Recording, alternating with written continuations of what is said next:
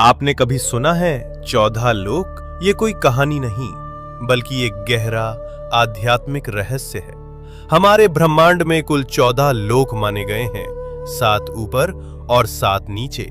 ऊपर के 7 लोक, इन लोकों में आत्मा ऊंचाई की ओर बढ़ती है, ज्ञान, शांति और मोक्ष की दिशा में। भूलोक, ये वो लोक है जहां हम सभी मनुष्य रहते हैं। इसे मृत्युलोक भी कहा जाता है, क्योंकि यहाँ जन्म और मृत्यु का चक्र चलता रहता है। भूवरलोक, ये लोक भूलोक और स्वर्गलोक के बीच स्थित है। ये ऊर्जा रूपों का क्षेत्र है जो भौतिक और दिव्य लोकों को जोड़ता है। स्वर्गलोक, देवताओं का लोक, जहां इंद्र और अन्य देवता निवास करते हैं। अच्छे कर्म करने वालों को मृत्यु के बाद इसी लोक में स्थान मिलता है, जहां सुख, संपत्ति और आनंद की अनुभूति होती है। महरलोक, ये दिव्य ऋषियों, तपस्वियों और महान आत्माओं का निवास स्थान है, जहां वशिष्ठ और विश्वामित्र जैसे महान ऋषि तपस्या करते हैं। जनलोक, इस लोक में वे आत्माएं निवास करती हैं जिन्होंने ज्ञान और ध्यान में परम सिद्धि प्राप्त की होती है।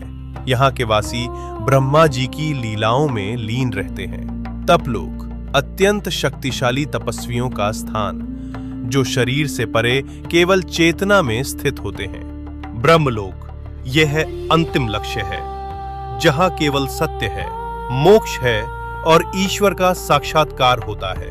इन ऊर्ध्व लोकों में आत्मा का जाना मतलब है धीरे धीरे शुद्ध और जागरूक होना। अब बात करते हैं नीचे के 7 लोकों की। यहाँ भोग, मोह और भ्रम ज्यादा होता है। अतल लोक, राक्षसों और मायावी शक्तियों का घर। वितल लोक, जहाँ कामनाएं और भोग हावी रहते हैं। सुतल लोक, राजा बलि का लोक। वे दानवीर थे, लेकिन उनमें अहंकार भी था। रसातल लोक, जहाँ भ्रम, लालच और अज्ञान का घना अंधेरा है। तालातल लोक, छल, धोखा और झूठ से भरा हुआ लोक।